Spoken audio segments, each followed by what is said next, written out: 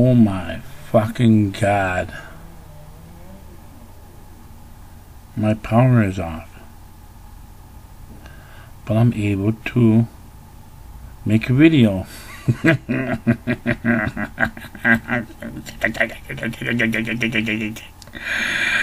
I'm able to make a video. Imagine that. And the guys outside are putting up new telephone poles. My poor fucking fish ain't got no air. My fucking poor fish ain't got no fucking air. I ain't got no Wi-Fi. I ain't got nothing. I ain't got nothing but a motherfucking brush. I'm just gonna brush my hair.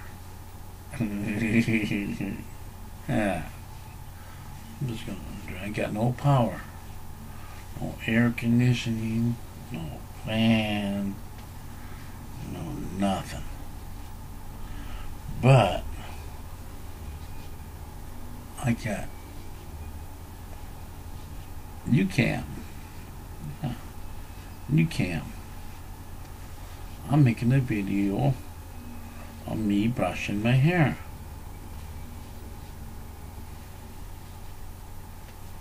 So I guess I don't need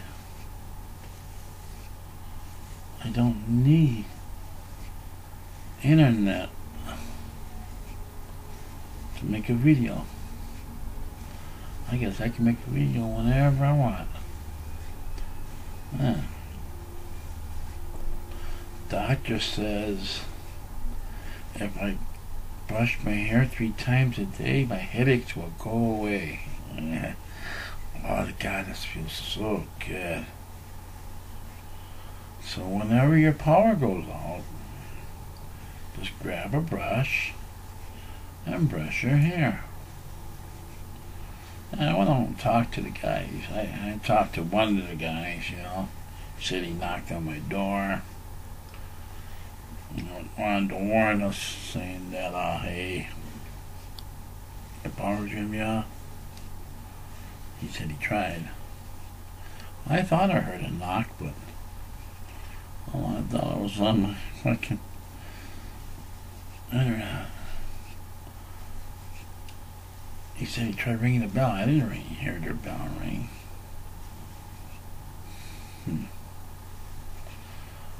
But yeah, this feels so good. Can you hear him out there?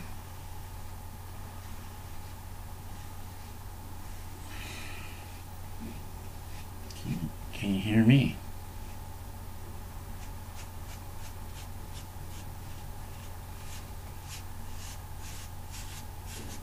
Yeah, I'm a freak. I'm a fucking freak. Freaks are cool.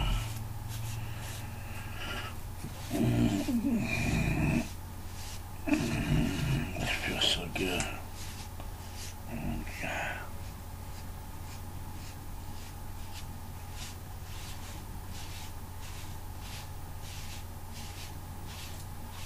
Today would be good getting out in sometime. It's really nice out there. Actually, no, because I went out there. And I told the guy, I says, hey man, I know I paid my electric bill. The guy laughed and said, yeah, don't worry, you paid the electric bill, but you gotta turn off temporary right now. Yeah. They're putting up new telephone poles.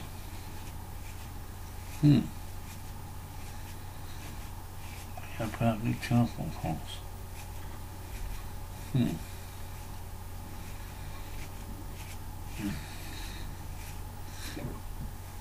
Well, I'm sitting there freaking out. I am freaking out.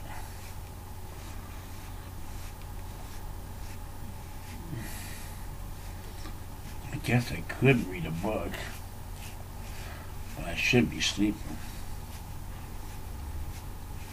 should be sleeping. I'm not seriously. I should be sleeping. But I figured, well, let's see what's on Facebook, because I haven't checked it for 2 days. So, I was poking around, and all of a sudden, everything went off. Ceiling fan went off. Air conditioning went off. The poor person got no air. They're probably freaking out like, oh my god.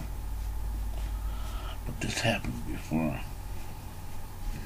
They were freaking out at first. I guess they're used to it now. And they're all like trying to save their air. The air that they got in the water and in their lungs. Hoping the air would come back on. They're not gonna try to swim around too much. Freak out because then they would die. They would die. Imagine if we all right out of air. Imagine that. That would be a terrible way to go. One time I almost drowned it. Another time I got electrocuted. And electrocution ain't no fun. Drowning ain't no fun. They both involve two things. You can't breathe. You can't breathe when you're drowned. And you can't breathe when you get electrocuted. You can't do shit when you get electrocuted. And you can't do shit when you get drowned. Huh. I am freaking out. I'm freaking out. I know one thing, they better get my electricity on, or else I want credit for today. I want some credit. You know, if I'm going to be paying for electricity, I can't use it. I want some credit.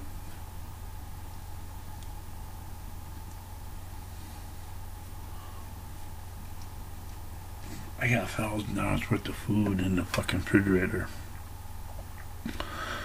Maybe that's why I'm freaking out. Oh my god, are my eyes that bad? Or my space is just disappearing. Probably losing power. I got 3/4 power left. 8 minutes. It's probably been over 10 minutes already. I got a long time to go. Got a long time to go. I don't know if I can take it. I feel like screaming. I feel like screaming. You're my only connection right now. No connection with the world. Just me and you. Just me and you.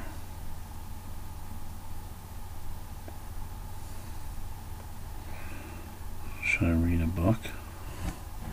I have a book here. Huh.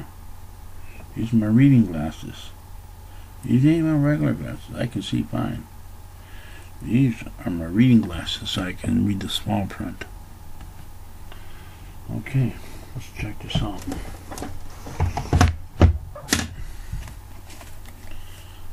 See, I got a book.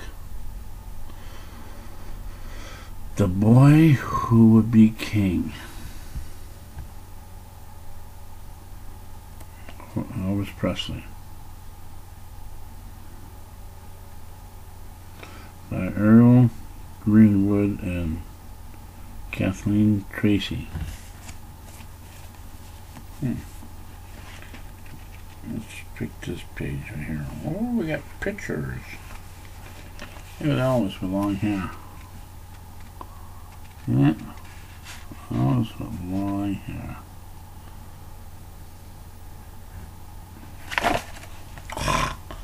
Don't wreck it. You're gonna wreck it. You know how long I had this thing? Okay. All shook up. The night turned to morning, and by 9:30, Bester, Bester, and Cletus,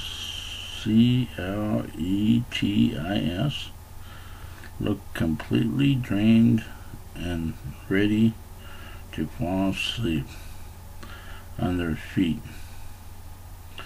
We gathered up Elvis and drove back to Graceland, but Elvis got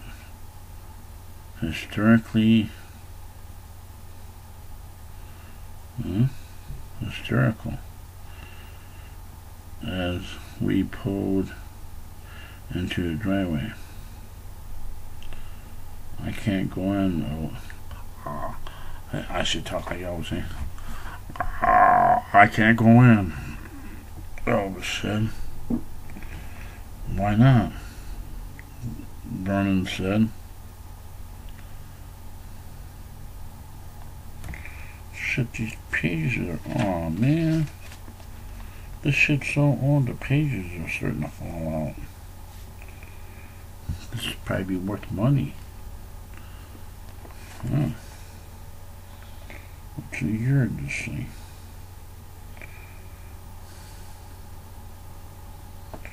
What is the year of this thing?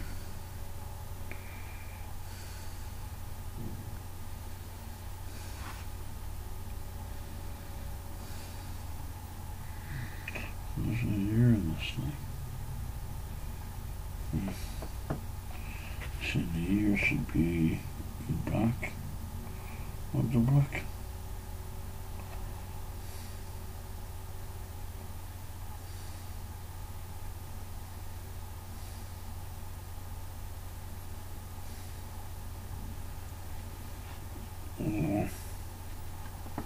The front of the book.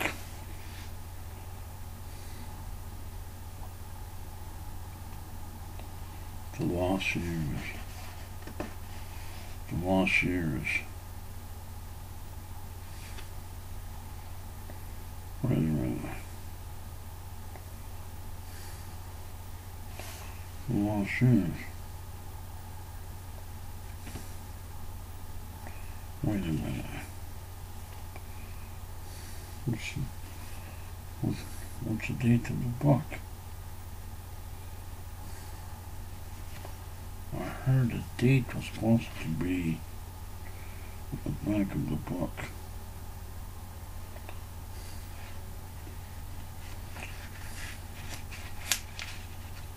I think. Let's see.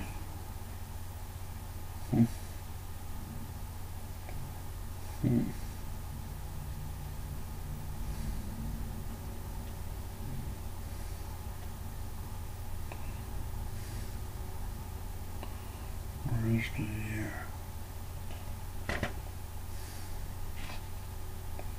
Where's the year? Where is the year?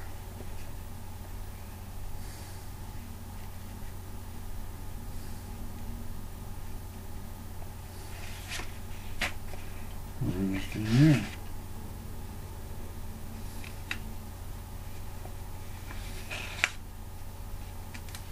This thing is so old.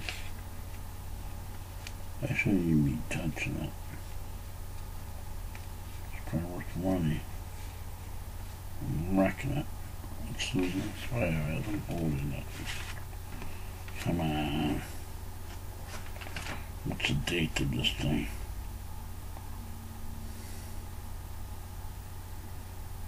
What's the date? Huh? What's the date of this thing? I thought I've seen it before. Oh, wait. Published. Wait.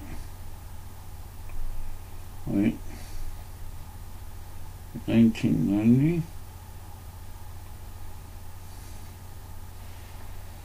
1990? That's not old. August 1991.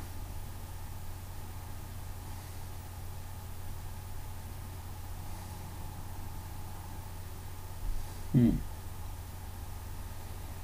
1991. 1990.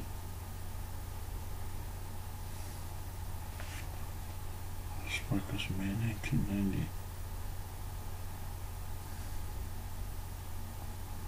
1990.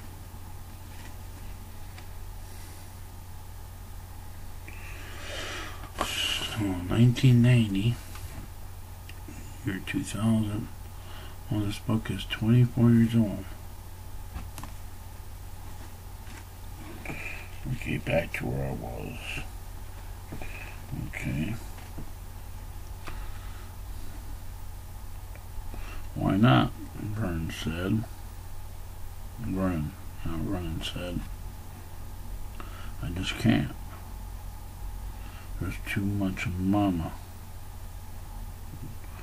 There's too much mama there.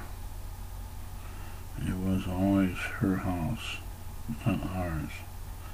Please don't make me go in. Let me just sit here a while. Vernon sat them both down on the steps and wrapped his arm around Elvis's shoulder as Elvis Bert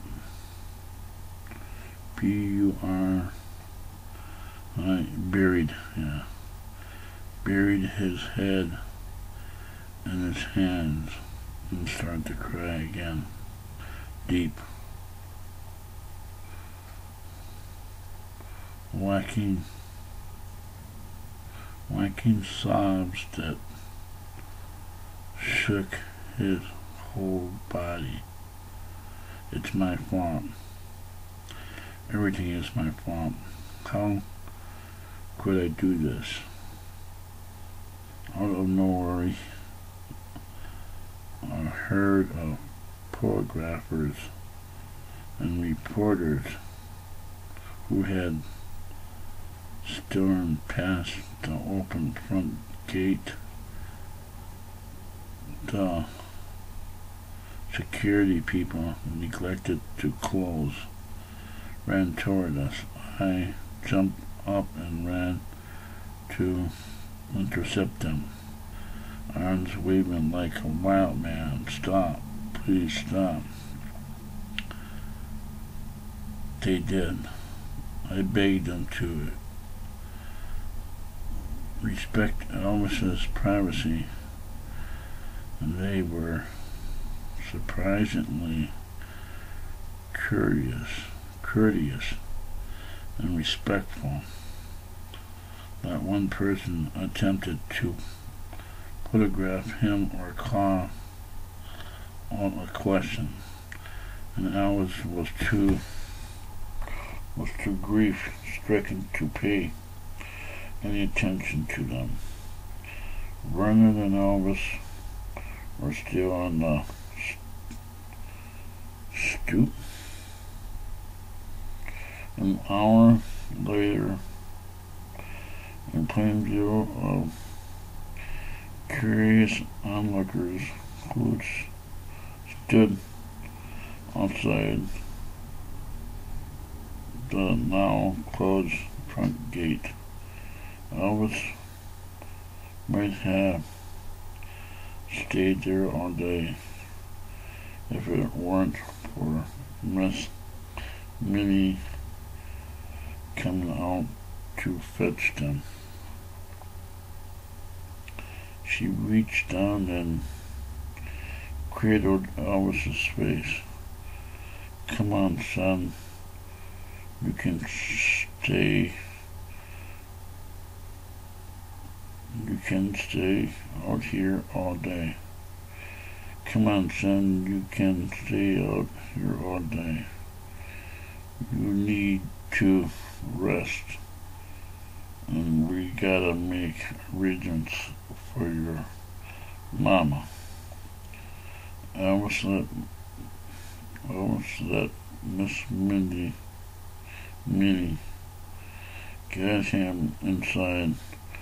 Once the door was closed to the outside world, she hugged him tightly. "What am I gonna do?" he repeated. Virgo. But this is hundredth time.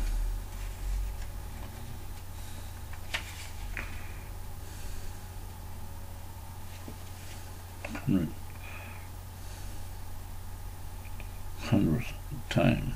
Yeah, I was right. How am I gonna live without her? I killed her. I killed my mama. As news of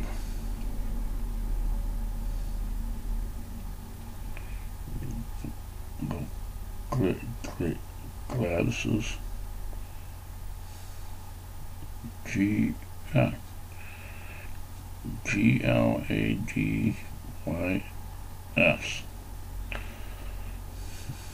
As news of Gladys's death hit the papers, TV, and radio, the crowds outside Graceland swelled to gigantic proportions. Some came out of respect for Elvis. Most were just hoping for a glance to see the grieving idol inside. Elvis was standing near a window, staring out as Vernon attempted to make arrangements for Gladys' burial. I think she should be laid out here for a day for family. Then we'll have the funeral the day after. How's that, Elvis? I want to put her in the music room.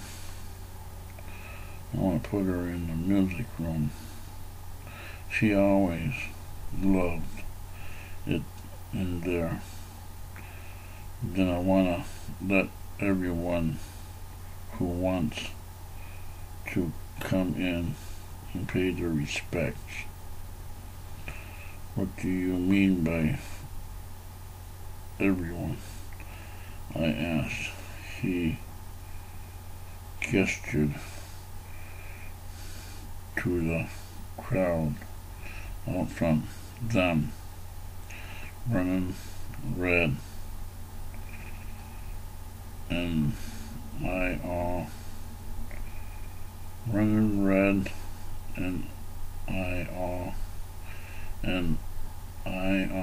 looked at one another. Elvis, we can't let all those people in here. I said gently, yes we can. It's an honor to Mama. Don't tell me what I can or can't do for Mama. That's what I want, and that's the way it's gonna be. It'd be dangerous. We could have a riot on our hands. You could be hurt. I don't care if I am. If people want to come pay their respects to Mama, then I'm gonna let them. Brennan spoke up. You always said Graceland was your mama's house. It is all hers. But there won't be much of it left if we open the doors and invite the world in. Just strip the place. You know your mama wouldn't want her house torn to pieces. That'll upset her. Elvis looked over, tears running down his cheeks. I just want them all to remember her. The day dragged by, Elvis' grief came to waves, and when it hit, he'd sag against the wall or sink to the floor, reaping Agonized,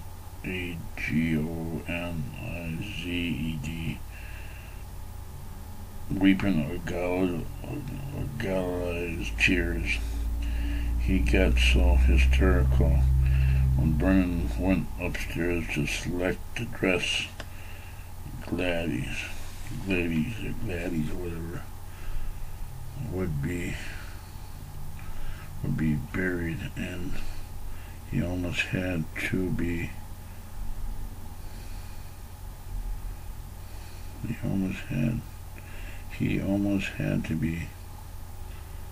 sedated.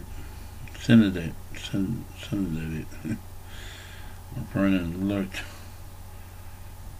ragged, but was in charge. He sent Miss Minnie to make some food and called me over for a private word. I'll feel better if you stay with Elvis. I don't think he ought to be left alone, even for a minute, not even to go to the bathroom. He's in a bad way, and I don't trust him.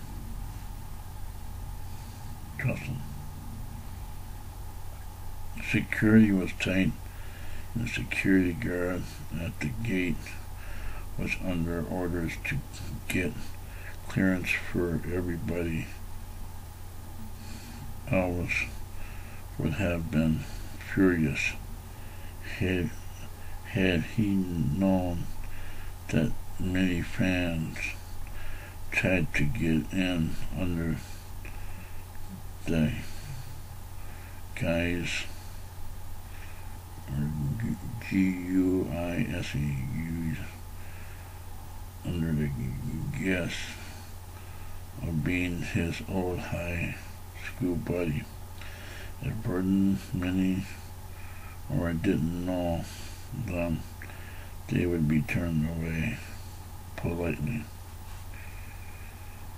When the guard called to say a woman named Dixie requested clearance, it took me a moment to realize who it was because of the different last name. Dixie Locke, Lcke, was now a married mom, but was unable to stay away from Elvis in his time of need. She had come as soon as she heard the news, even though she was unsure at the reception she'd get. I tried calling, but couldn't get through. wasn't sure he'd even want to see me, but I had to come over and at least see if there was anything I could do so help. Elvis was sitting in a chair next to Red and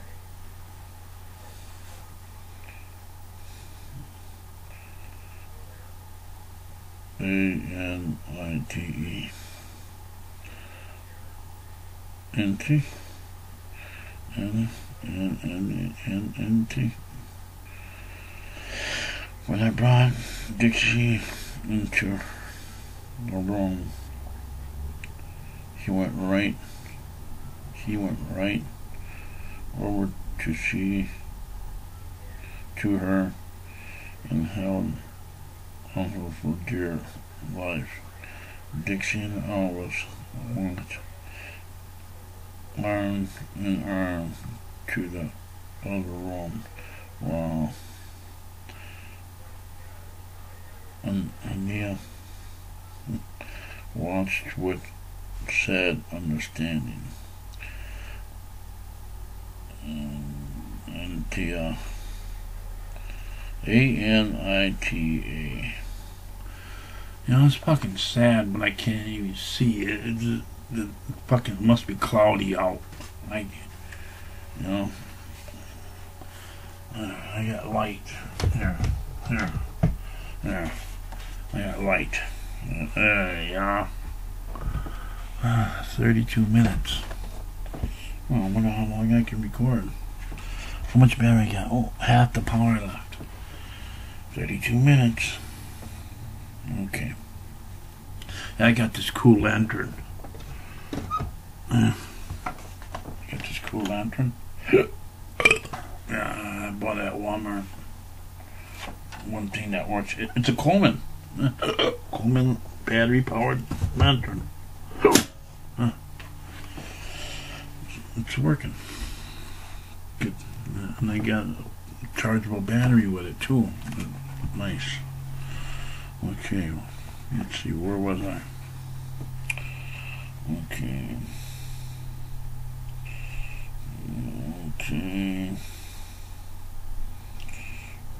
Color my A-N-I-T-A. Watch what said understanding. And Tina had tried to comfort Elvis, but he shielded away from her, overcome with guilt that she had been having sex instead of being at the hospital. Oh, listen to that. He tried to, and Tina had tried to comfort Elvis, but he shielded away from her, overcome with guilt that he had been having sex instead of being at the hospital while his mama lay dying. Her touch only gave him pain instead of comfort. Her touch only gave him pain instead of comfort. She intuitively I-N-T-U-I-T-I-V-E-L-Y intuitively knew their relationship had died the moment they heard the knock on the door last night. She was just the first casualty of Glady's death. She was just the first casualty of Glady's death. It was a painful day for everyone, sighed Graceland.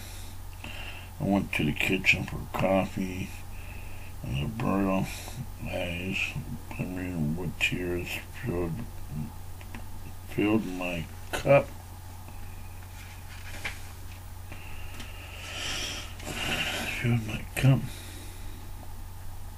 can stand I can stand to see the boy torturing himself. Mr. Alice could never do enough for her. Anybody with eyes could see that. He was trying to make up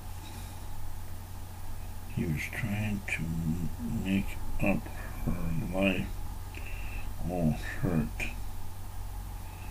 But ain't nobody can do that.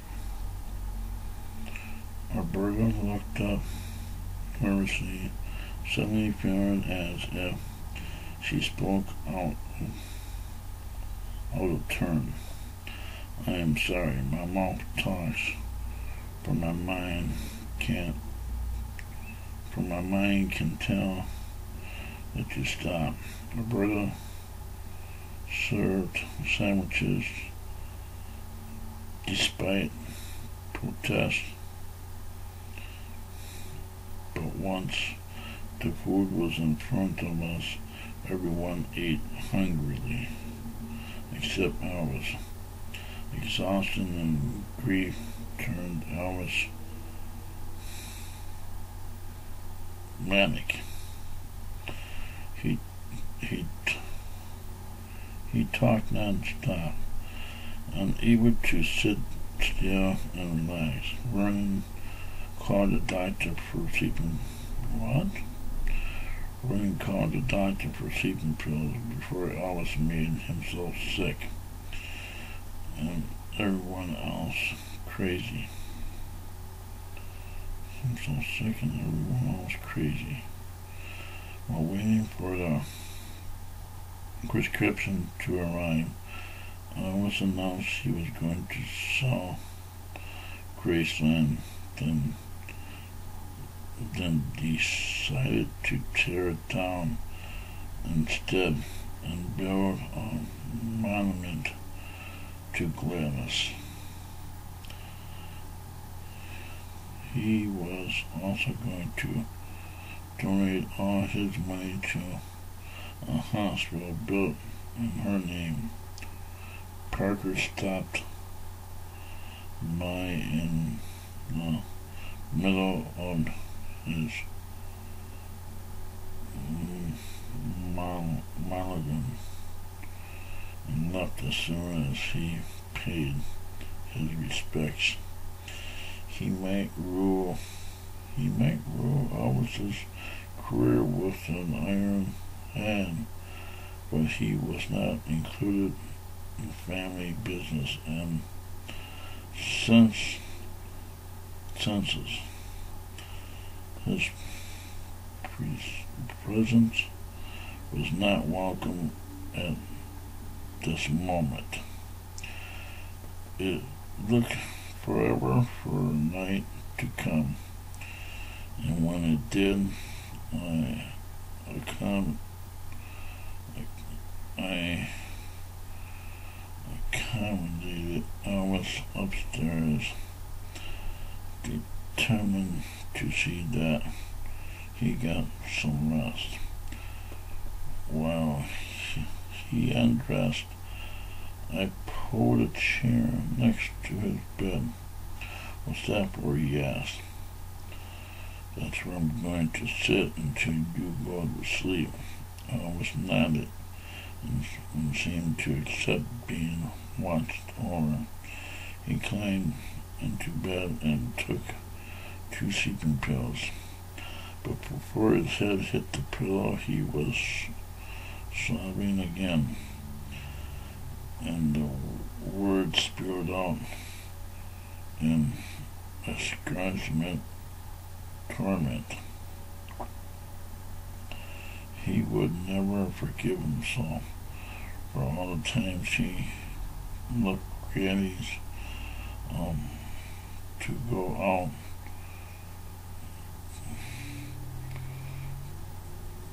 carousing when he knew she just wanted his company. He thought they had plenty of time to be together once his life wasn't so crazy. He realized she was lonely, but he didn't want to take the time just then. All he wanted was some time to himself. When he wasn't responsible for other people, he loved himself for that selfishness and howled in grief that he would never be able to make it up to her. His relief at seeing her leave Texas now paralyzed and was killed. He hated women for their hold over his lines that made him betray Gladys and wish her gone. He had prayed she wouldn't come back. He had prayed that she wouldn't come back, and God punished him by granting his revenge prayer in the most horrible of ways. He had killed her with his selfishness and lust. Well, that's kind of like with me. When my mom was in the hospital, I was having an affair with Judy Semenko. And my mom wanted me to call my sister. She wrote it in the note. I never did. I feel bad. I thought my mom would make it. But I just wanted to be with somebody at the time, and I was with somebody at the time, Judy Semenko. But she helped me out a lot because my car was in the shop and I had no ride or nothing, and she was the only one I could depend on. When my mom did pass away, she took me to Milwaukee to get Cindy and bring her up here to Madison to see my mom for the last time before she was cremated. But this here is just about what happened to me. I didn't wish my mom to pass away. I wish my mom would have still been alive today, but we all knew if she was going in the hospital, she wasn't coming back. She had a bad heart, and she wasn't very healthy. She only weighed 93 pounds. Doctor said if she could get up to 100 pounds, they can give her a heart transplant. Well, that never happened. And my dad died before that, a year before that, and my mom was gonna get his Social Security, which would I lived with my mom at the time, which would have helped us out more because my mom was surviving on her Social Security, and that wasn't very much, but I held jobs and I had jobs, but trying to help her as much as I could. But when my mom did pass, I did check the mail a couple of days later, and there was a check for $1,000 in her name, and it was for my dad's Social Security. And I just thought to myself, if she would have just lived a little bit longer, she would be able to at least see one of them checks. A lot of people said that since I was living with her and I was the last of his children, that I could have got those checks in my name. But I took that check and all my mom's stuff, put it all in bags and put it all in storage. My aunt and uncle bought everything for $100 because I lost the storage because I couldn't afford to pay the bills to keep date of the current rent of the storage shed. After my mom passed away, I went to Milwaukee, and it was just all messed up. But then I came back up in Portage and lived with my cousin, and I did refuge some of the stuff out of the storage before it was all sold out to my rotten uncle. And he told us we could have everything for $100 what he paid for. He paid $100 for everything. They auctioned it off, and my rotten uncle Raymond Street bought the whole shebang for $100. He had my mom's stuff, my dad's stuff, and my sister's stuff, and my stuff. My sister said that she went through the stuff and they had it all in the barn, and she said there was clothes everywhere. They'd been all through everything. And I remember my mom having a jewelry box with a Indian buffalo nickel. Later on, years later on, I found out that nickel was worth over $1 million. The nickel is almost gone. Never got to see it. So, yep. Reading this kind of makes me think about what I've been through. Having sex with another woman while my mom was dying in the hospital. Well, it's 47 minutes. 47 minutes. Still no power. Should I keep reading? How much power I got? Oh, I got half my power left. Okay, keep reading, huh? My light is fading. My light is fading. Let's see here. Something about lust. She wouldn't come back. God punished him for granting his reserved prayer in the most horrible ways. He had killed her with his selfishness and lust. Elvis also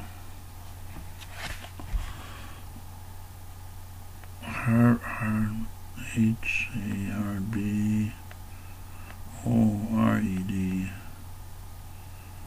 Elvis also harbored incredible anger at Gladys for not letting him stay. Elvis also harbored incredible anger at Gladys for not letting him stay at the hospital, and for just leaving him alone in this world. She didn't want him at the hospital? What? That's messed up. Leave him, that's me. I was left alone in this world, and my mom died, my dad died. My sister, she got her own kids and life in Milwaukee, and I tried to go live with family and friends, but in Milwaukee it just didn't work. But I moved up here to Portage, and then moved in with my cousin, and he got a girl pregnant, and they, went to a bigger place, and I got his apartment, and I've been there for 10 years. And then I met a girl here in Fox Lake, and lived with her for 3.5 years, and broke up when I got my own place here. Here I am, 20 years later, reading a book about Elvis. And waiting for the power to come on. Still, 49 minutes. No power. I heard her knocking on the door.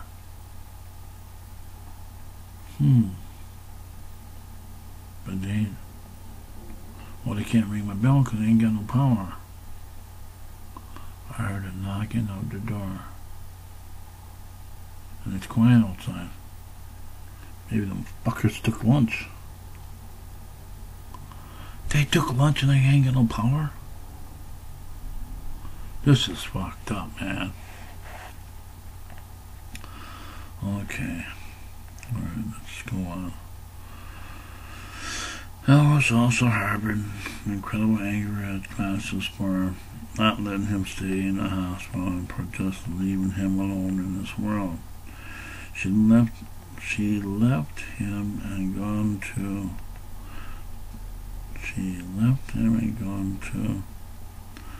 Jesse, who Elvis had always believed was her preferred son. Elvis had a brother named Jesse who died at a young age, I guess. That's what I'm thinking I remember from the movie, I don't know. So he was picked over Jesse, his brother. Oh, this is interesting. Okay. She left him and gone to Jesse, who Elvis had always believed was her preferred son. All of his hard work was for nothing.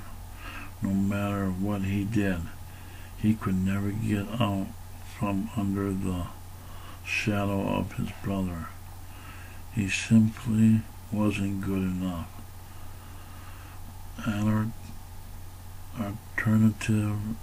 Alternating, whatever, and conflicting emotions played heroic with Elvis' sour-filled mind.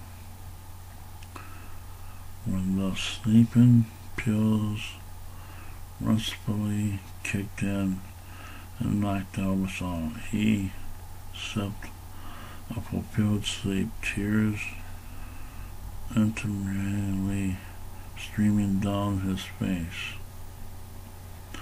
The next 48 hours were a blur for Elvis. When he wasn't weeping, Elvis walked around like a zombie. His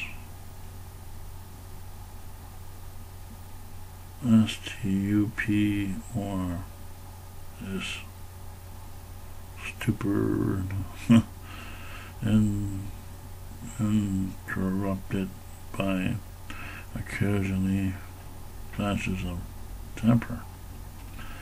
The day after she died, Gladys was laid out in the music room, where a local minister was leading the family in some prayers. Elvis sat stony-faced during the service, refusing to join in. Vernon leaned over and whispered, "Elvis, come on and pray with us." "What for? God didn't do Mama any good, and did he? Next time I pray, I'll be..." Here we go, we got power. Oh my God.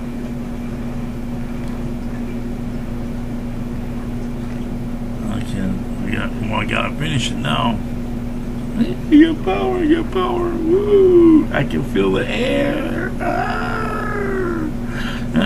Exactly, 1 hour. Okay. Vernon leaned over and whispered, "Elvis, come and pray with us." "What for? God didn't do Mama any good in the end, did he? Next time I pray, it will be to Mama and Jesse, not God."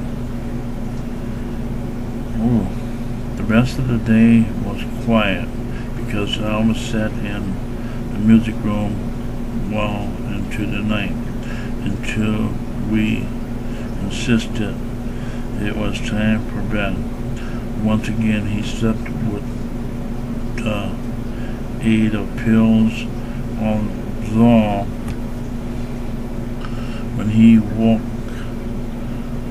looked more exhausted than ever. Maybe this is what killed him. Overdose on pills? I'm reading books. I'm reading books. I'm gonna be somebody. Mama said these are my magic shoes. They will take me places. My life is fading. Well, maybe I should turn on some real light, huh? Now I got power. Turn on some real light.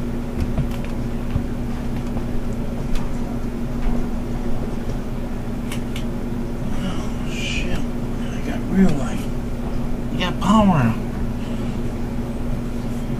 Maybe this is God's way of showing us that there are other ways to go on with life without power.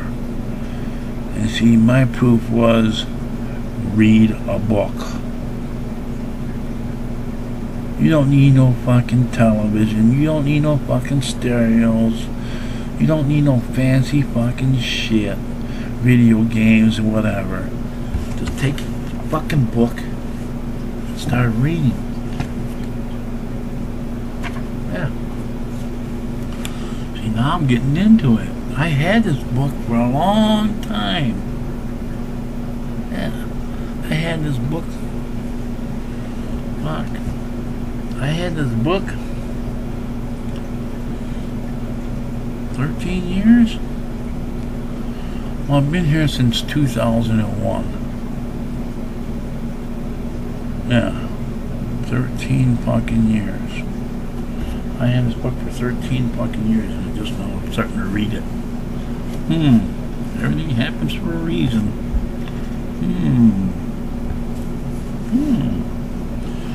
Okay. Oh, I can see now. I got light. I was reading in the fucking shadows. You know, the words were making shadows. The letters, the humps of the, you know, and there's shadows. Ooh. No, but really, there was no light. Maybe I should have lit a candle. I got fucking candles right here. Duh. There you go. I got candles. I got a book. Huh. Just don't open that refrigerator. Once you open that refrigerator and that freezer, whew, that shit be fucking garbage. You know, if you leave the refrigerator or freezer closed, that it will stay cold for amount of time, a couple hours at least, before everything would start going bad. It's true. Leave that shit alone. Power goes off, don't touch that refrigerator or freezer. You know? Some people are just standing there looking at it like, oh, my food's gonna get rotten. My food's gonna go bad. And they're just standing there looking at it. Look, it's starting to get warm. Some people are frickin' ignorant. Leave this shit alone. You can go a few hours without food. Fat fucks. I'm all muscle, yeah. Okay, anyways. The day of the funeral was the most of Elvis's life. Wait a minute. This is page 262. Okay. Wait. Okay. More exhausted, more than ever. Okay. Second day, Elvis taking pills asleep. The day of the funeral was the worst of Elvis's life. It started out while battling the moment of it. Attendants came to transport Gladys back to the Memphis funeral home. As they wheeled the casket through the front door, Elvis broke free from Vern's grasp and ran after it. He threw himself on top of the casket, crying hysterically. Don't leave me, Mama. Why are you leaving me? Why are you leaving me? I did everything for you. It was all for you. I never wanted it for myself. Please don't go. Give me another chance. Just one more, please. I'll do better this time. I promise. Just let me try. The rest of us were so stunned and felt so helpless to move. But the parlor guy made the mistake of trying to pry him loose. Don't touch her! Always screamed. When they made another move toward him, he started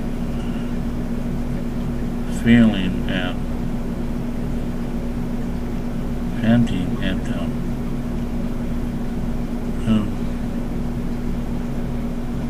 and threw punches. IMPO turned punches, landing only on air. I shouted at the attendants to stop and mentioned for them to just wait until Elvis was ready to let go. It seemed like an hour, but after only a few minutes, Elvis wore himself out and his grip loosened. Vernon stepped forward and gently led Elvis away, nodding to the parlor guys to hurry up with their task before he could start again. Miss Minnie gathered Elvis up in her arms and stood there, rocking him like a baby. The number of people waiting at the funeral home was unbelievable. The police department had set up crowd control lines to keep the throng from storming the chapel where daily service was to take place. I arrived with my family before Elvis, and I was shocked by the festive air of many in the crowd. Near the entrance, two excited girls were talking and pampering and hand-held mirrors. Do you think Elvis would like this dress? One asked the other. I picked it out just for him. I read he loves pink and green. Several fans held autographic books and hopeful faces. It was a nightmare. Luckily, Elvis was too distraught to notice. He sat through the service with his head bowed, avoiding the eyes of other mourners. Unwilling to share his grief, the ride to the cemetery was stained out but calm. Elvis managed to keep his composure until it was time for the tenants to lower Guy's casket into the grave. His body twitched, but Vernon grabbed his arm to keep him from making the lunge at the casket. Elvis was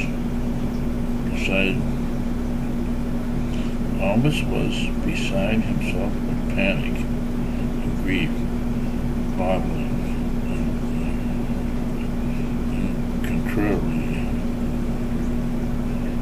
and concurrently, just loud enough to be heard by those around him. He lacked the strength to struggle against Brennan or even shout, "Don't leave me, Mama. Don't leave me all alone. Oh, please, Mama, give me one more time to make you happy." better. I didn't mean to send you away forever. I'll be better. I didn't mean to send you away forever. Well, don't leave. I need to hold your little hands and feet again. It was all for you. I did it all for you. He talked to Gladys all the way to the ground.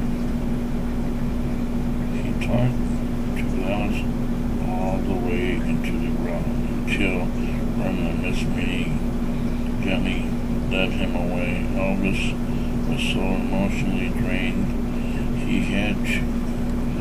they had to half carry him to the car. It was a relief to everyone when Elvis passed out. Vernon left him there in the driveway for over an hour for a walk, waking him. Yeah? It was a relief to everyone when Elvis passed out. Vernon left him there in the driveway for over an hour for waking him. Graceland was like a morgue. Relatives and friends mingled together around the dining room table where food had been set out, but few people had much of an appetite. There wasn't as much as Gladys passing. It was inconsolable and pretty grief.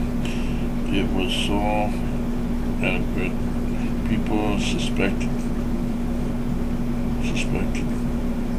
then he might be scarred for life. He might be scarred for life. Elvis's mind ran itself in circles, unable to think clearly or even from proper sentences. He talked fluently, separately, and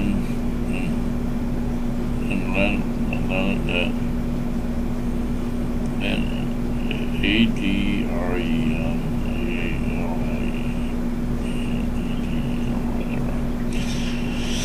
and Henry Midline eventually had to run out, but while waiting for that to happen, Elvis raced on and on. Daddy, we had to sell the house right away. It was Mama's house, not ours. I don't want to be in it without her. I don't care where I live as long as it ain't here.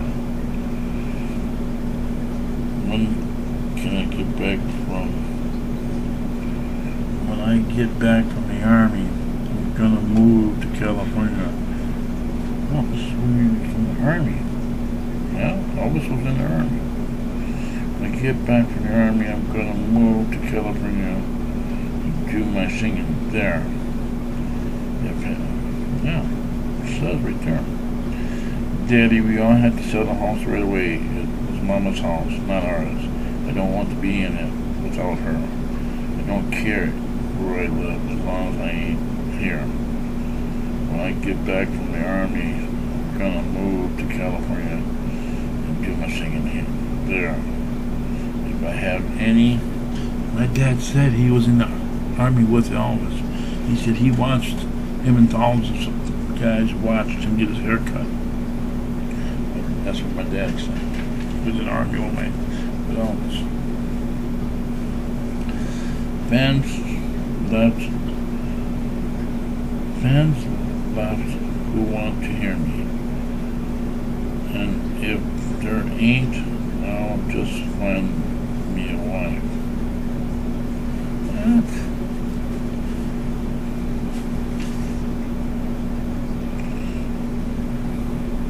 When I get back from the army, I'm gonna move to California and do my singing there. If I have any fans left who want to hear me, and if there ain't, I'll just find me a wife, get married, and have kids. Well, that's when you got Priscilla Presley. Have kids. Ree Presley. Oh God, why didn't I have kids? Mama always, wow, me too. My mama wanted me to have kids so she could see them before she died. Here's the same thing with Elvis. Huh. What a deja vu, huh? Huh. Huh. Mama always wanted to be a grandma. And I let her down. I thought we'd have time for that. Me too. I thought my mom would live forever and someday I'll find me a good, decent woman, settle down, have kids, you know, make my mama happy. She wanted to see her grandchildren before she died from me. It never happened. I'm going to be 51 years old. Been with 8 women, you know, and nothing serious. Didn't never find the right one. But they say someday I'll find the right one. They say there's somebody for everybody. So we'll see. It's just me and Elvis was like a like. Yeah, we're all having sex, and you know, while our mama's in the hospital dying, and our mama wanted us to have kids before she died. Same thing. Oh.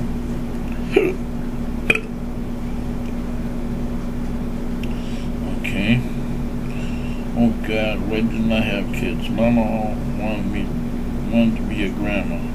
I let her down. I thought we'd have time for that. This time, room broke in, son. Your mama never felt let down by you. Don't lie, Don, mind me. Mom, Don, it's supposed to be seen. That's a misprint.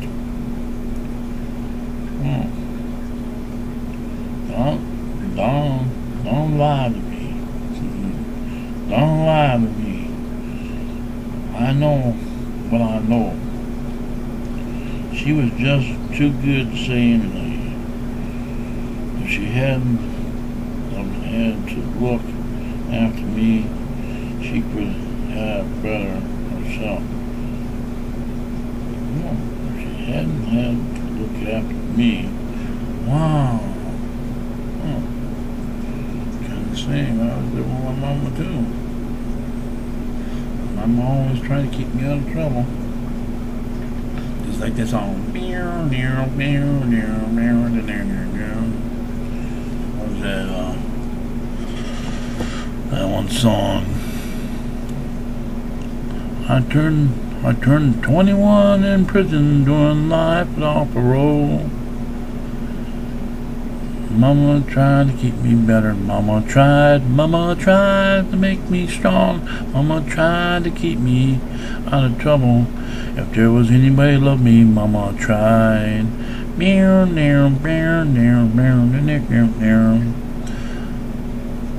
Almost 21 in prison, doing life without parole. If anybody ever loved me, Mama tried. Oh, that's just like that. That's fine. Okay. Now, don't lie to me. I know what I know. She was just too good to say anything. If she hadn't had to look after me, she could have bettered herself. But she never complained. Just too good. I'm going to give up singing. I don't mean anything. I don't mean anything to me right now. To me now. It was all for Mama.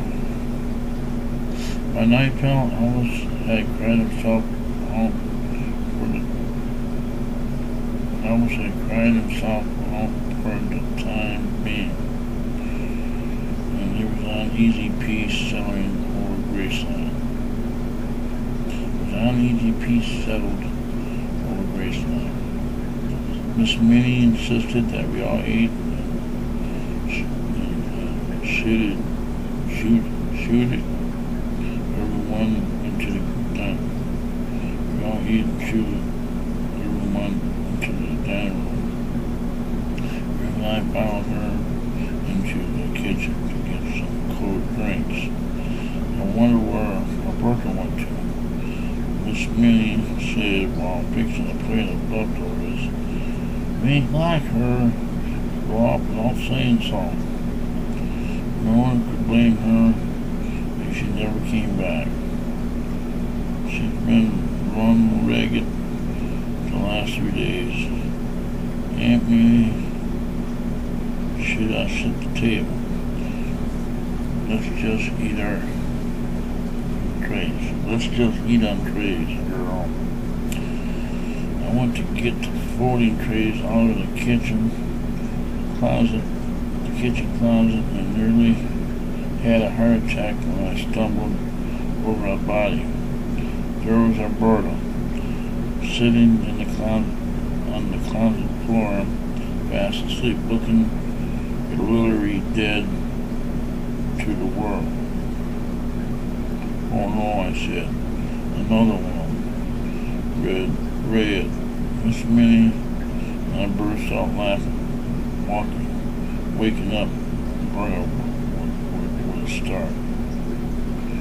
"Lord, you both scared me to death," she said, trying to get up gracefully. "That's what I was afraid of. We were punch drunk, and there was desperate need for any liberty.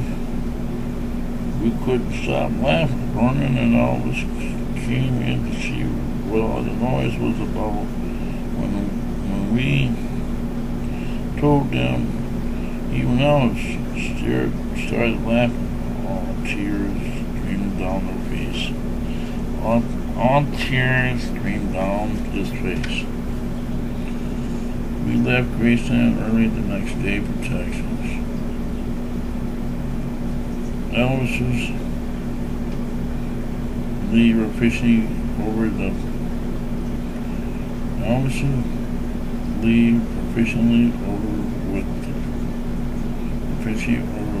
funeral. He was up early and ready to go before anyone else was away.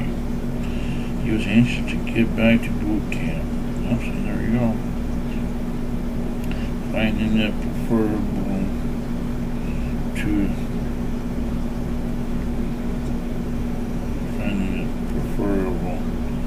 to the ghost of Graceland.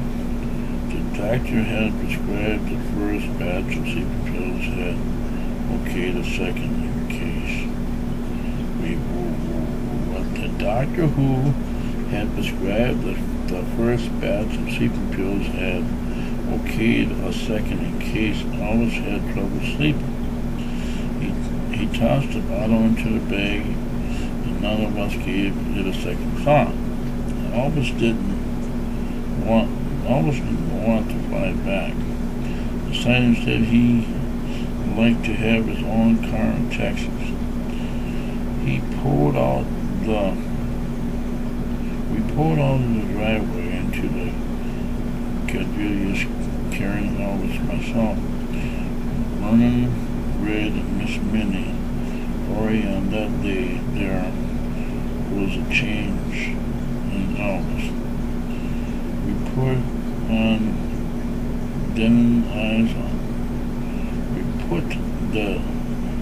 his deadened eyes off to mourning,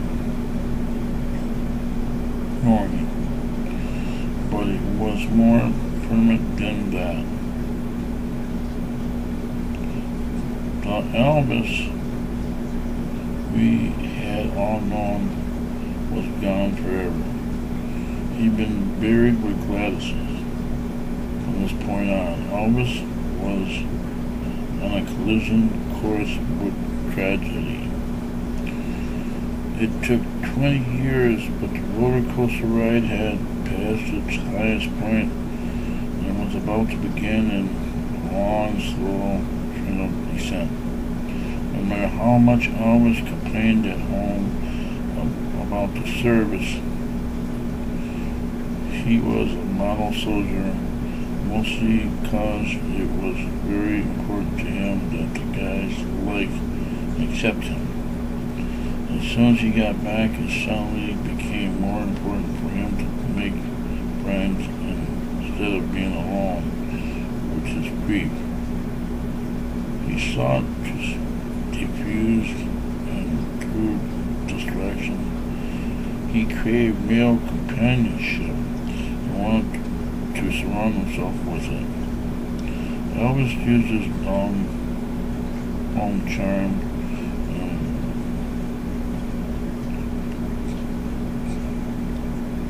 privileges to attract a new following. Once a week he invited a handful of soldiers over for a home-cooked meal and her choice of expensive liquors, steadily showing off a small taste of his good life. Elvis is a real regular guy. One boy named Sam announced after several glasses of brandy he don't act nothing like a movie star. Hell, I bet nobody back home's ever gonna believe I saw Elvis Presley scrambling down to the toilet. In the hall, Vernon didn't care. The guys, Elvis. Bert didn't care for the guy. On the hall, Vernon didn't care for the guys Elvis brought home. Most frequently, Elvis surrounded him. Top of guys he felt superior to and could control. Elvis felt completely out of control about most things in his life. Jesse dying, kids making fun of him, having to leave Toronto or whatever. His mama dying, being drafted. Even his career was in the hands of someone who told him what he could and couldn't do. So in situations where he felt in control, he went overboard and to extremes, particularly with women and the guys he collected as buddies. Men who lacked any real ambition or abilities. The one tent they did share was a willingness to do Elvis' bidding and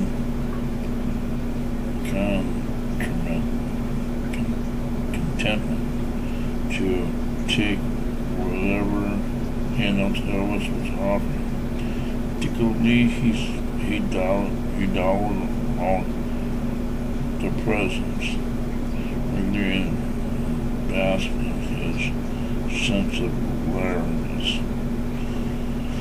But for as long as he treated his army buddies, Elvis showed flashes of uncontrollable, meaningless, boredom, and cruelly with a lot of people, myself included. Elvis had never been the most emotionally balanced of people, and he stood perniciously on emotion legend. Life had thrown strike after strike against him. His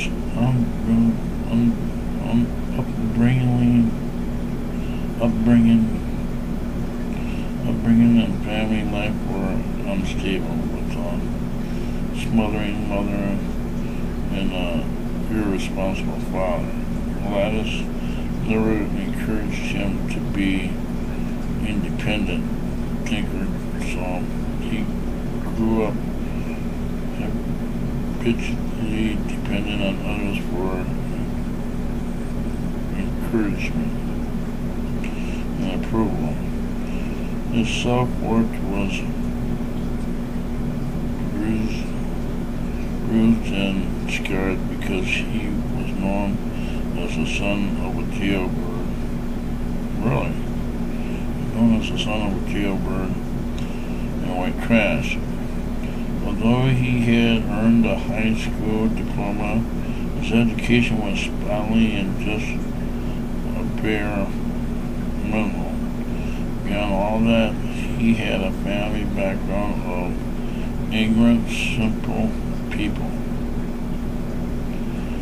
and he simply hadn't been given an emotional tools to deal with the difficulty situations as they arose. The main person in his life, the one that he looked up to, emotionally detection and moral pattern manners. Had abruptly left him. He was on his own. He was emotionally balanced, badly shaken, and one foot already stepped off the ledge into the blackness beneath. He was filled with sorrow and guilt that fused to expressing itself as anger and settlement, lashing out and screamingly girls quickly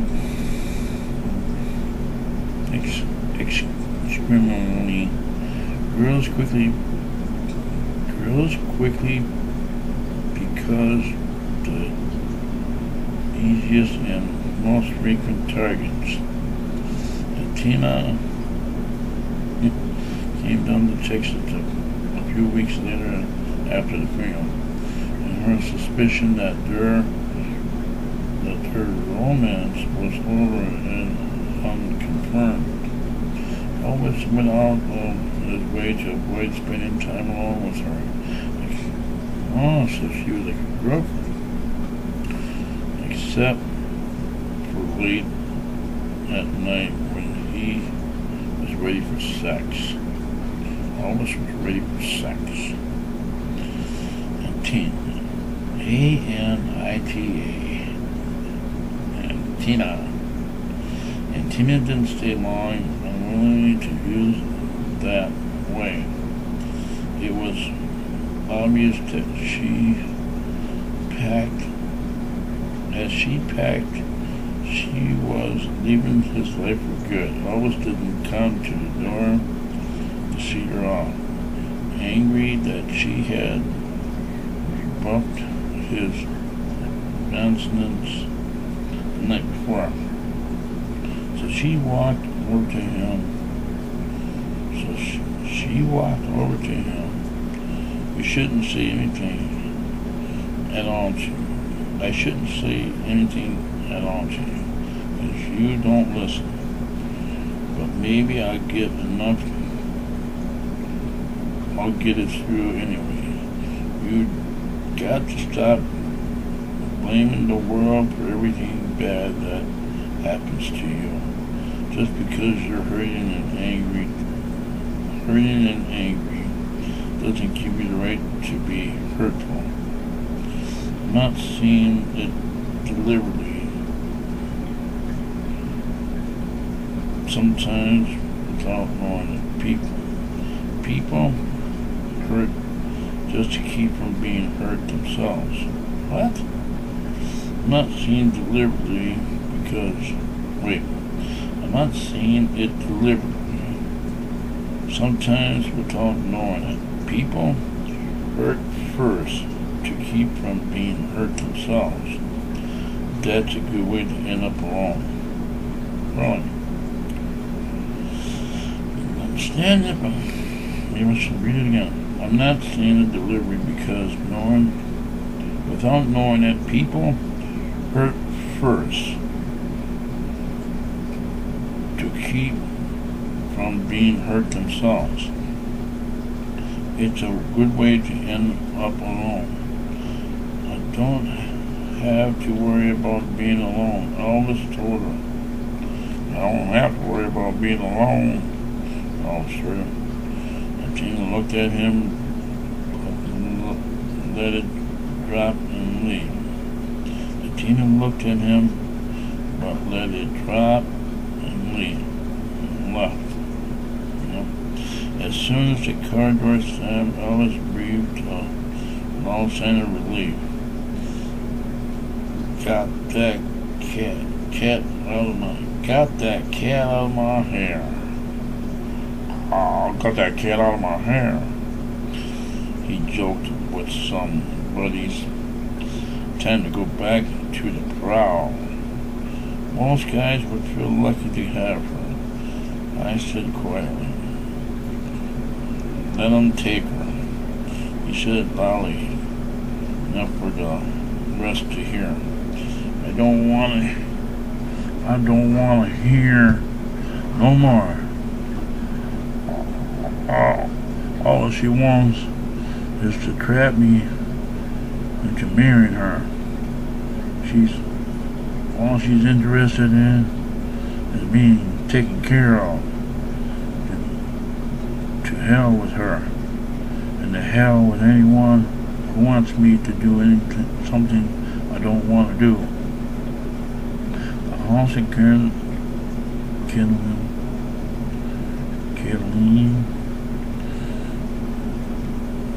the house in Kindling needed a revolving door for all the girls who passed through. Every week, Alice would invite over at least 2 girls to be his special date of the evening. Alice referred to them as his favors of the day.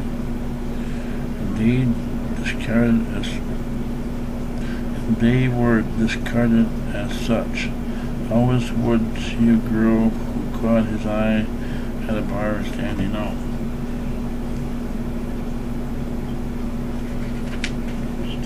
By his gate. And that date was arranged by Red or one of his army buddies. Approaching the girl himself indicated an interest and respect he simply didn't feel, which is not to say he wasn't charmed. He was. Until they satisfied his desires, then he cooed his distant manner, left the more native ones in tears of shame or fury. Alice laughed about one girl who literally went for his throat. Alice laughed about one girl who literally went for his throat. I just told her, you got no cause to get so upset. If I don't want to see you again, I didn't make you what you are. Whore.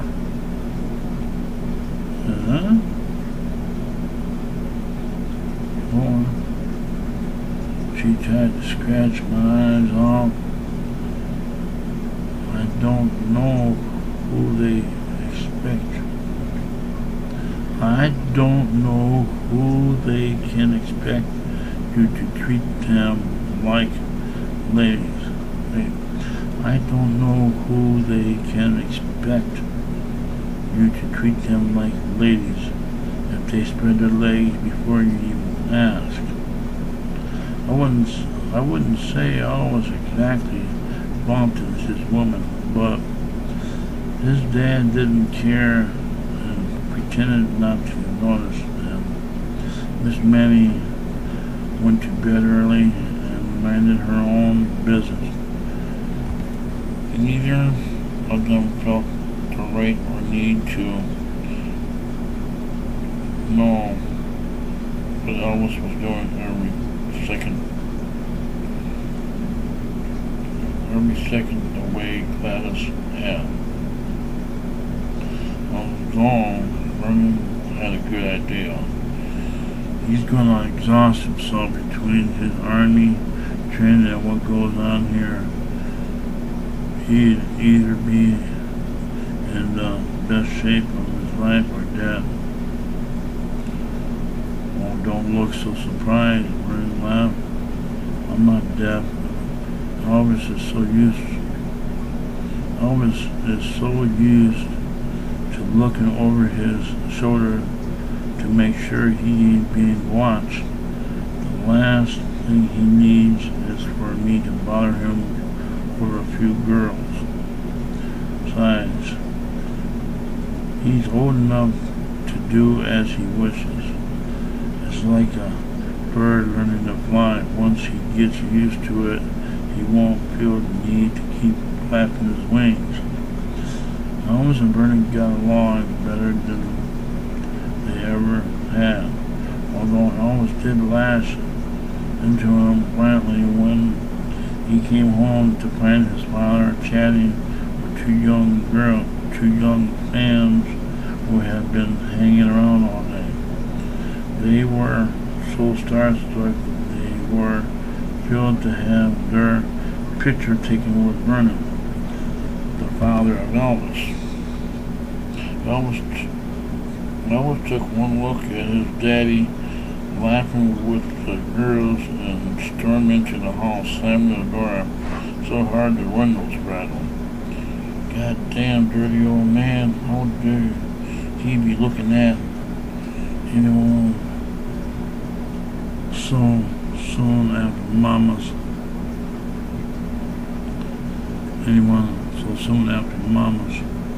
Mama joined Jesse, letting those girls rub up against him that way.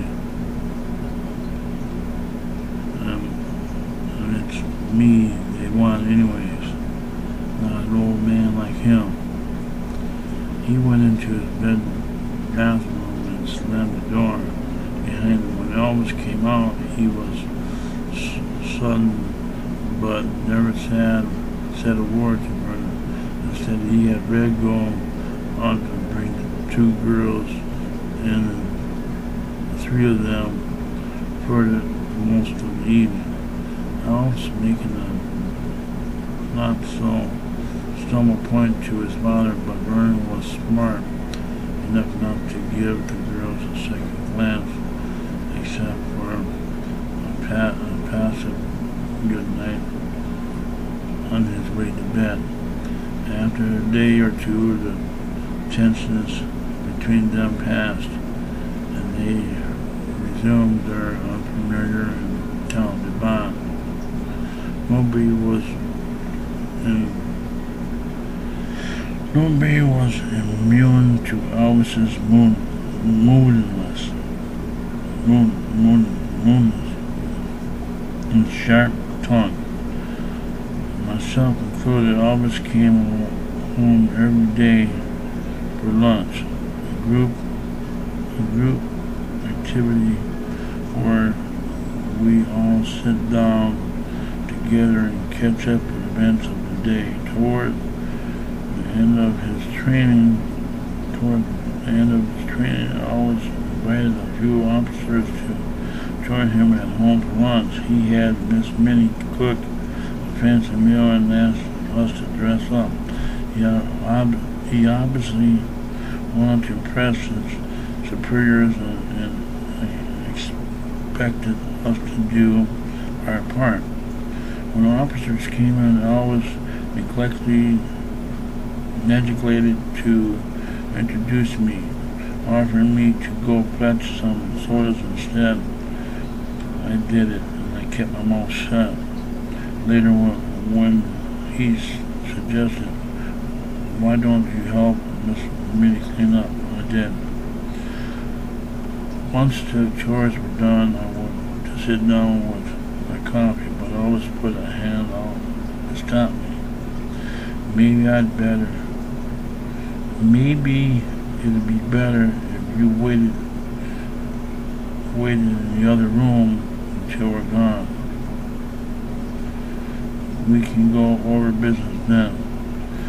I looked at Vernon, who apparently averted his eyes and then back at Elvis, who seemed determined to prove that a big shot he was by embarrassing me by showing off his hired hand. I excused myself and went into my room to call our friend Eddie, who had moved into Waco, Texas from Memphis a while before. I told him I was returning home on business and asked if I could spend the night. Waco. This is WACO.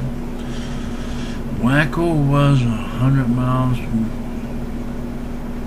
Kildare, but it was the nearest place to get a train to Memphis.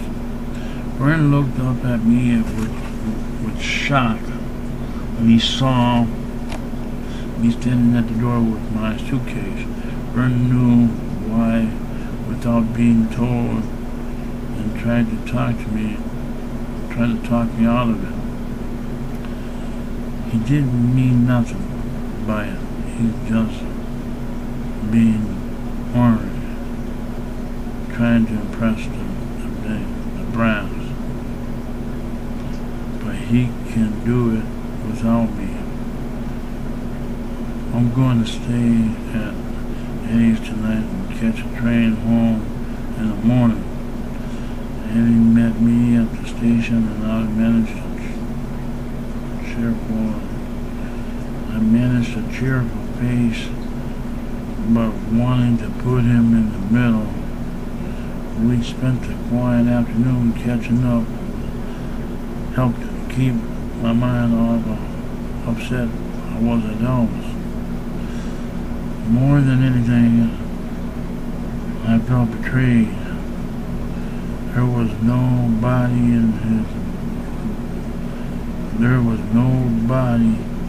in his life who had been as loyal as a friend, who had stuck up for him when others laughed behind his back, who had accepted him as he was, as I had. He seemed hell-bent and pushing everyone away to prove just what an awful person he was. He was on the road to a self-fulfilling prophecy.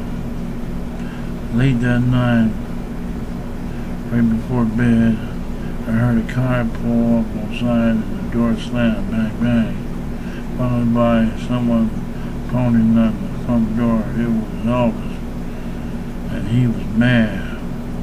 He walked up to Eddie without acknowledging his existence. Girl, go get into the car. No, I won't. I'm not asking you, I'm telling you. I'm going home. First, getting in the car. You can't tell me what to do. Get in the car, he shouted. In his face I saw anger and pleading. He was a stubborn little boy who was afraid to admit affection. By simply apologizing, he cared enough to drive an hour and a half to come get me, but didn't want to make himself vulnerable by saying he was wrong and sorry. It was ironic that Elvis went to such pains to hide his vulnerabilities in everyday life, because that's partly what made him so appealing as a performer. That emotional, sensible need made you want to reach out to him in a way that he let you. The charisma he oozed on stage was nothing compared to his nihilism in person. I felt my anger and resolvement under his steady gaze and gave into it. Let me get my luggage. We drove home in silence, shooting down the highway at 100 miles an hour. When we looked back to the house, when we got back to the house, someone stopped outside the front door. Don't you ever leave me again like that, Howard said and added, please. A restless field office and spending a quiet evening home was impossible. Boot camp got him in the habit of rising early, and the weekends, and on the weekends he was just the first one away. Several times that fall he came in and woke me in the pre-dawn hours, insisting I get up and go with him for a ride and check on the cemetery, scenery. Go check out the scenery. The morning air was damp and cool as we cruised in his Lincoln Continental. That's what my daddy had. My daddy had a Lincoln Continental. Maybe that's why my daddy bought one. Oh, he had a Lincoln Continental convertible. On the first of these early mornings incursions, we drove up Permanent armless down the back roads of Killeen and over the Texas highways in search of the scenery, ladies' underwear. What? Over the Texas highways in search of the scenery, ladies' underwear. That's what it said.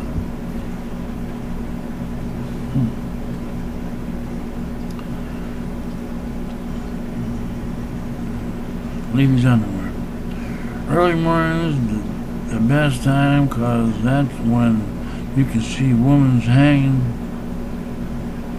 Oh, early mornings is the best time, cause that's when you can see the women's hanging their private things out to dry. I always said as he slowed down near an unfenced backyard filled with clothes on crisscrossing lines. From the sound of it, he had obviously pursued this pastime before. He searched out panties with studied intensity, and when he found a pair he liked, his breath quickened, and he squirmed in the seat. Look there, Earl. I like those ones with the lacy edges. Can you just imagine what goes inside? I bet they belong to a natural redhead. A sweet young thing. Yeah, Elvis was a pervert. The fantasies that excited him was most centered around young girls. Oh shit, he was a pervert. He liked the young girls. The fantasies that excited him was the most centered around young girls. See? Young girls in their early teens with firm, untainted flesh. Sometimes he verbalized images, but most of the time he kept his thoughts to himself. He liked them little young girls. Oh. And he got away with it. Thousands of them. Huh. Wait. I hate when you get to the next page and it talks on right. Keeps talking to himself. His face. Now, his face flushed like a naughty boy peeking through a pair of apparently open window. This particularly took on other shapes. He often wanted his days to act out roles and play pretend games as high school, bending over for a spanking and begging for mercy. As he first spanked her,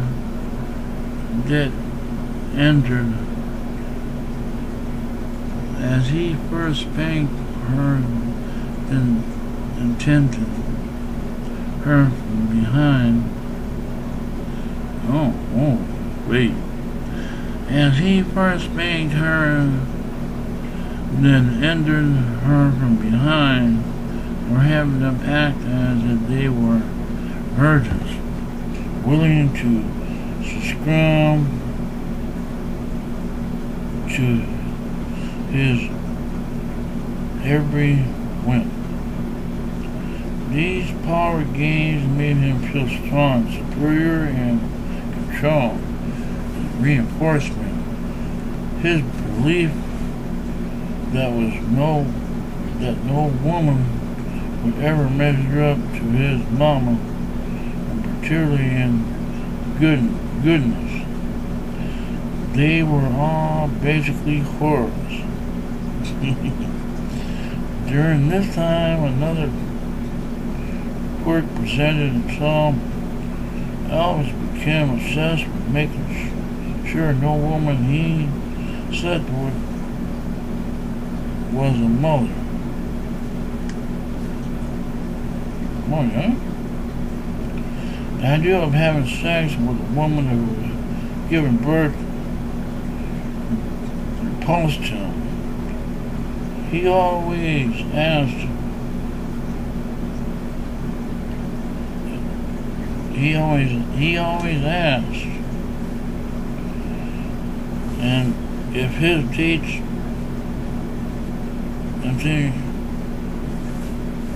manipulatively happened to be loser, then he thought it should be. He would freeze and order them to leave, convinced that they lied to him. At least with teenage girls, he felt more secure. He wouldn't be pleasuring himself with a mother. If therapy had been as sociable, acceptable, then as it is now, Alice might have been able to understand his sudden obsessions, to work to resolve them. But shrieks were from crazy people.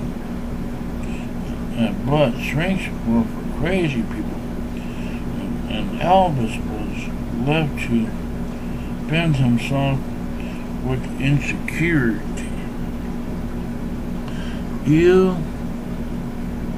Equipment man with no self-esteem to begin with.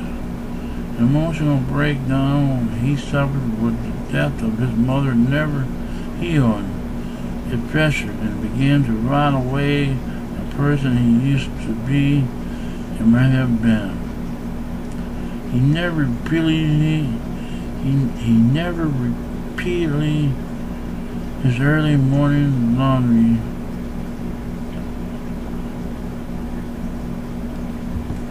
He never repeated his early morning laundry expectations outside of Texas. Once back in Memphis, he would move on to more environment developed deliveries. Elvis was around. Elvis was worn as tight as a coil in Texas, and looked everything for release and comfort. One weekend he flew over in Las Vegas. He flew in Vegas Showgirl. One weekend he flew in the Vegas Showgirl. He had met her during a previous experience there. Only enough, Elvis treated her better than the other girls. He'd been with since coming back, but he spent more time talking to her than anything else. Maybe it was because she was world weary and wise to battle of the sexes. And she had no illusions. That they shared a future. She had no illusions that they shared a She had no illusions that they shared a future. Elvis didn't need to hurt her.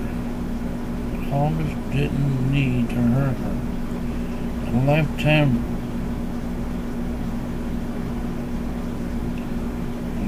of broken promises had beat him to it.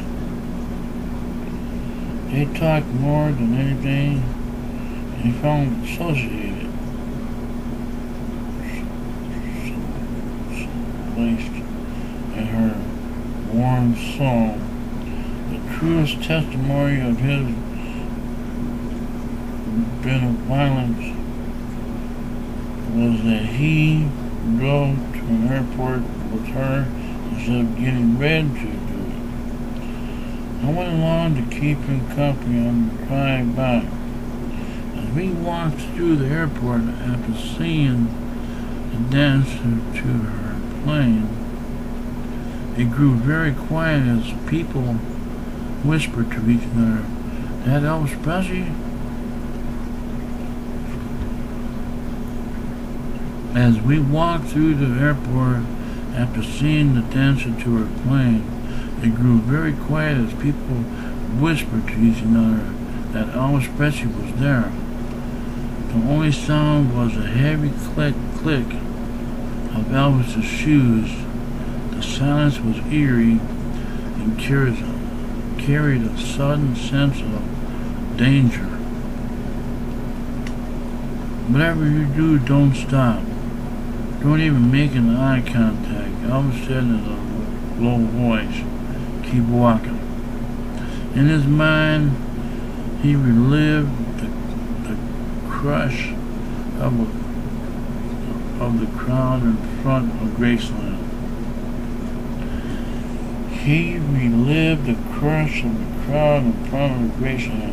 He was now surrounded by hundreds of people, and he was frightened.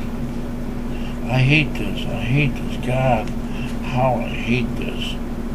Elvis said, his head bent toward the ground. "Can't go anywhere anymore and have a little privacy." Elvis was at odds with himself on almost every level. He was terrified of falling back into insecurity,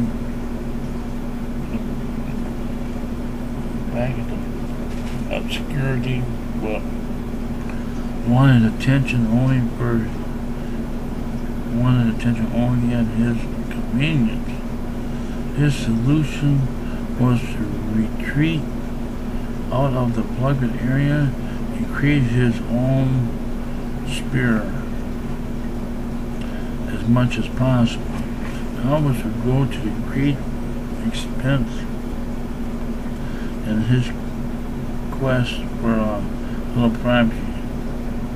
On one of his last weekends at camp, Elvis renting out an entire hotel for Dallas. He invited some acquaintance in Memphis down and paid their fare. He wanted a party even if he had to import it from another state. He wanted a party even if he had to import it from another state. Nobody was particularly thrilled about the idea, but off we went. Red, Vernon, Miss Minnie, myself, and Elvis. Was the first night there. What we did was sit in the big room watching TV and each other. Might as well have stayed home and saved the money, Vernon grumbled.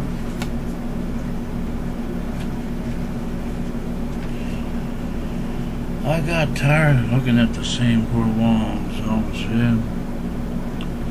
It'd be better once everyone gets here. The next evening was certainly more crowded, but Elvis's mood was more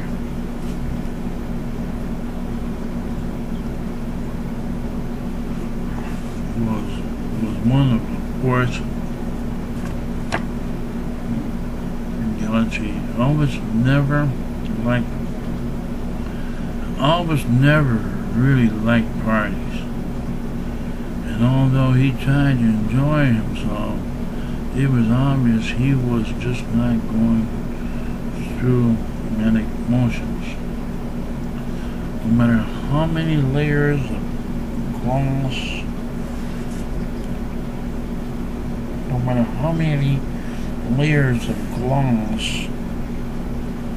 Elvis tried to cover his sorrow with that melancholy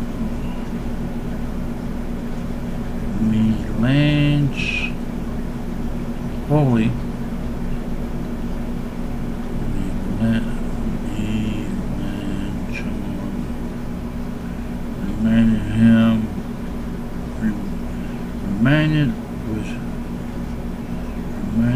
him and it cast a pall over him. Vernon and Miss Minnie retired to the rooms at the fair end of the hall early,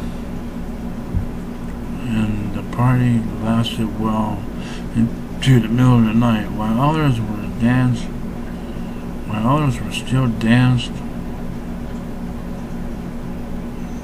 or talking in small clusters, Elvis abruptly stood up and called to me across the room. Come on, Earl, let's go to bed. It's all okay. Come on, Earl, let's go to bed. I felt my face heat up as I saw eyebrows raised in surprise.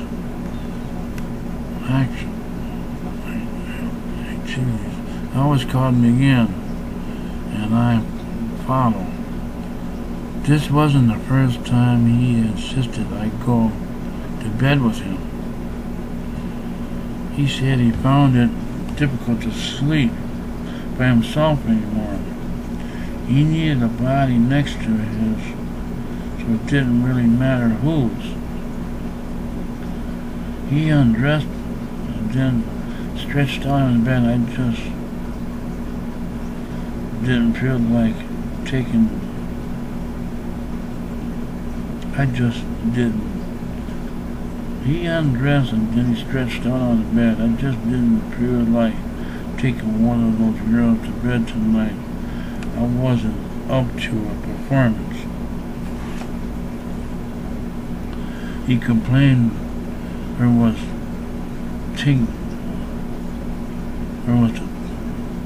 tingle with awarenesses, but as the years passed, his belief was Every girl he slept with expected him to be an expert lover who would send her into spawns and increasingly ballooned into a raging fury.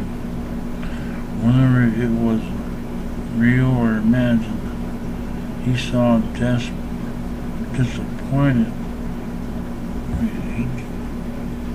Whenever it was real or imagined, he saw disappointment registered on a woman's face after their lovemaking. And the Senate put down infuriated him and made him more bitter against the opposite sex. Sex turned into a weapon. Hurt and control women before they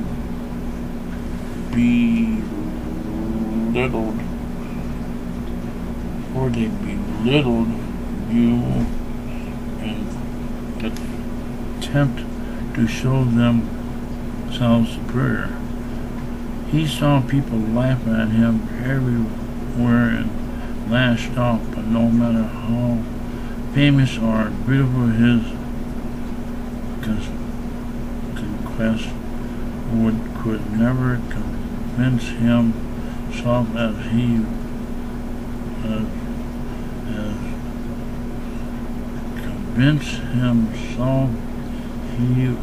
was her equal. I slipped into bed beside Elms and he talked himself to sleep, wishing of being back in Graceland. The last week of boot camp brought it with fury of activity inside the halls of Caroline, with almost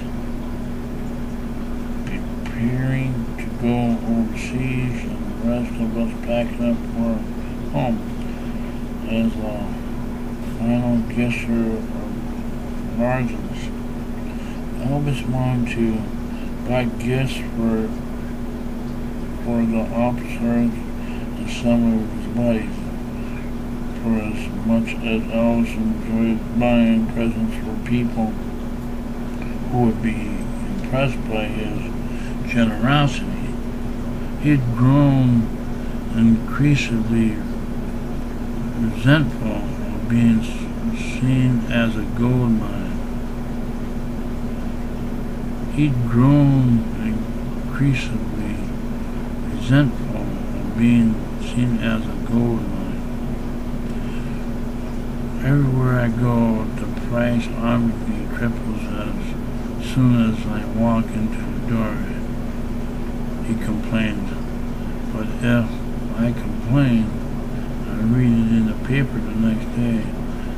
I'm a cheapskate. I'm a cheapskate. And you know, half the time the reporters know what I've done before I do it. His irritation was exacerbated by anxiety and sadness. On the way home, I always got sad. Mama would have loved going to Germany, wouldn't she? He asked, getting misty-eyed. Actually, Gladys hated traveling, but it wasn't worth arguing about. At least Mama won. Have to be humiliated by me losing it all. Since my singing career as good as done, thanks to Uncle Sam, not that it matters anymore. With Mama gone, she took all the good things with her and left me with nothing. In late September of 1985, I was boarded a train for New York. Then he was shipped to West Germany on the USS Rental. He watched the coastal line shrink and cried as he saw his world sink below the horizon. Nothing would ever be right for him. He knew he'd never be whole again. He was resigned to play out the hand left dealt him. Powerless poem on Laughing's fate. Oh, chapter 11. Wow, that's chapters?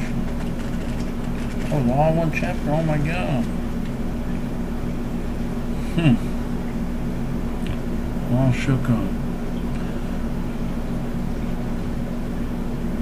Wow, fuck, I can do this all day. It's 12:30 already. That's long reading.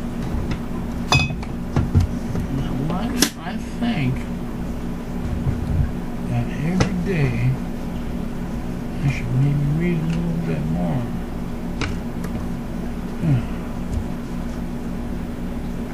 That's what I think.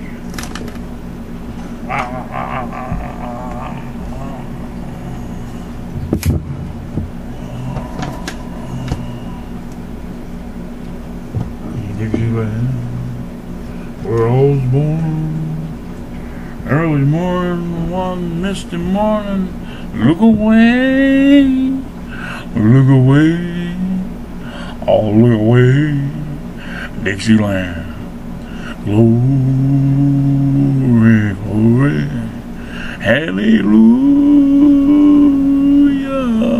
boom, boom, boom, glory, glory, hallelujah,